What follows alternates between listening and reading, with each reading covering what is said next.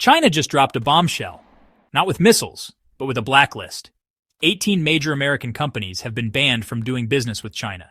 And this wasn't about soybeans or sneakers. This was a surgical strike, right at the heart of America's military and tech industries. While former President Trump was busy slapping tariffs on Chinese goods, Beijing was quietly planning something far more strategic. They struck back, not with noise, but with precision. Firms like Lockheed Martin, which builds fighter jets, and Palantir, which powers NATO's battlefield AI, suddenly found themselves cut off from Chinese suppliers they rely on. This isn't tit for tat anymore, this is economic warfare. And the consequences? Global markets are rattling, supply chains are twitching, allies are watching. Because when two superpowers aim their economic weapons at each other, the rest of the world gets caught in the blast. This isn't just news, it's a shift in the balance of global power. China's playing four-dimensional chess, while the U.S. is still moving in two dimensions. The stakes? Think higher than a Tesla Plaid launching at full speed. So buckle up, because what comes next will show how trade wars have evolved, from taxes and tariffs to full-on tech takedowns. Just 3 days before China unveiled its blacklist, the United States lit the fuse. Trump's administration announced a massive new round of tariffs, this time targeting $300 billion worth of Chinese goods. But it wasn't just t-shirts or toys. It was serious stuff: electric vehicle batteries, rare earth materials, aerospace alloys, and advanced electronics. The message: we're protecting American jobs. But the reality, China saw it as an act of economic aggression, a warning shot that called for retaliation. The timing was no coincidence. The U.S. economy was already showing signs of weakness. Growth had slowed to just 1.1% in the first quarter of 2025, and consumer confidence was sinking fast. For Beijing, it looked like a moment of American vulnerability, and they didn't hesitate. China's leadership decided this wasn't just about trade anymore, it was about strategic control. This isn't a tariff war over steel and soybeans, it's a battle for the tech that powers tomorrow. Lithium for electric vehicles, chips for artificial intelligence, rare earths for clean energy.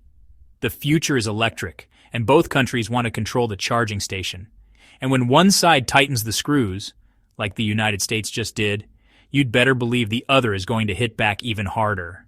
China didn't go after fast food chains or clothing brands. They went straight for the jugular.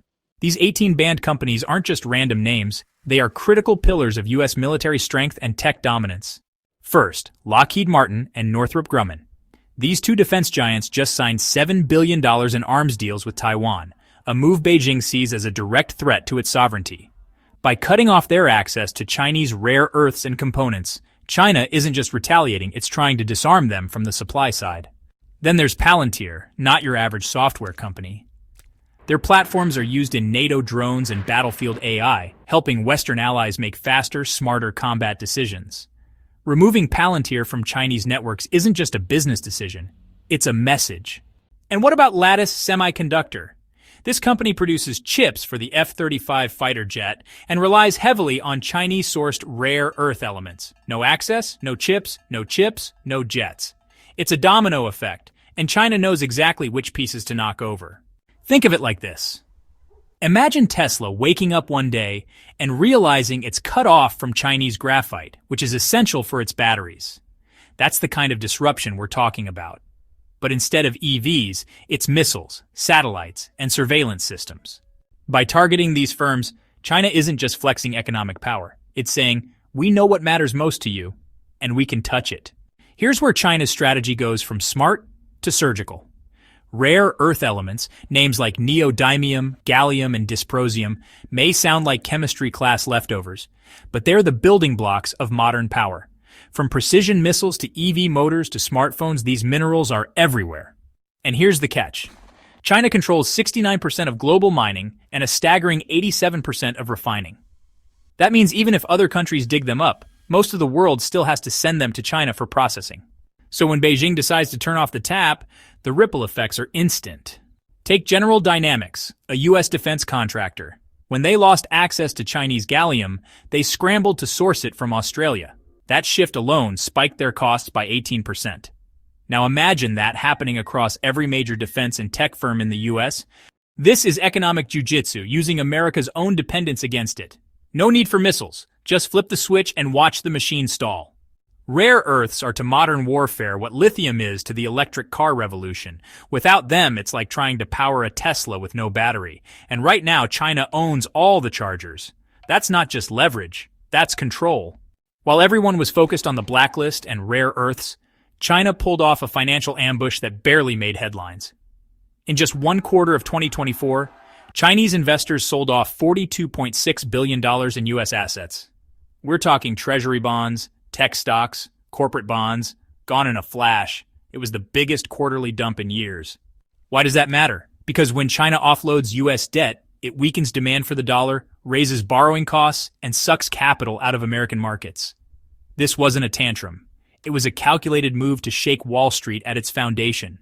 Think of the U.S. financial system as a smartphone charging overnight. You expect it to be ready when you wake up.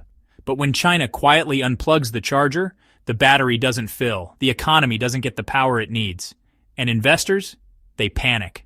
This wasn't just retaliation.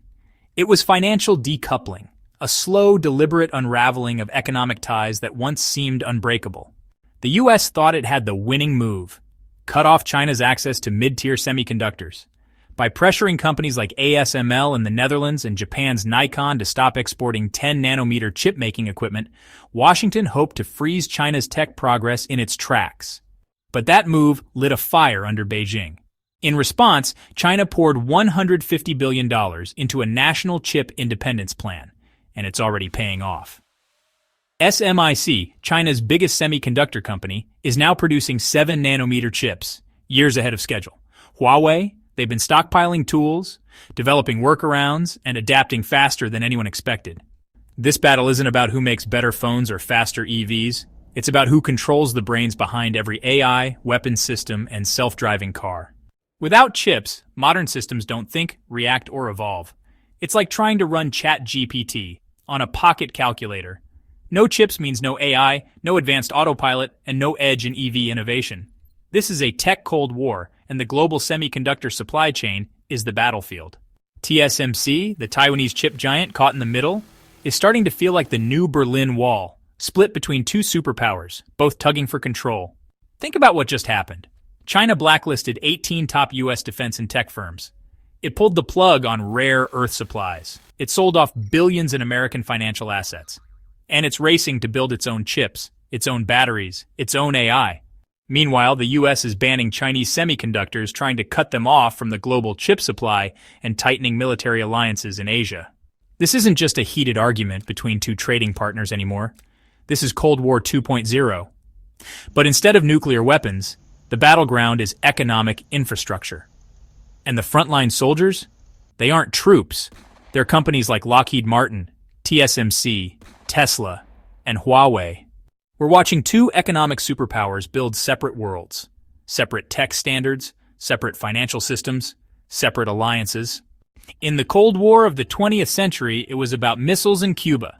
In the Cold War of the 21st century, it's about who controls rare earths, chips, and clean energy patents. And here's what's even more shocking. China isn't trying to match the United States anymore. It's trying to move beyond it, to lead the global south, to expand BRICS, to build its own Internet of Things, smart cities, and space-based systems without a single line of U.S. influence. In the EV world, this means China could dominate the future of mobility energy storage and AI-driven logistics. While the United States worries about tariffs and bans, China's focused on building the future from the ground up, without permission. They're not slowing down, they're shifting into ludicrous mode. So here's the question: who wins when two giants break the global system apart? Is this just temporary tension? Or are we witnessing the birth of two parallel economies that no longer rely on each other? Let me know what you think in the comments. Are we headed toward resolution or rupture? Smash subscribe, tap the bell, and stay with us. Because this isn't just about politics or money anymore. This is about who writes the future.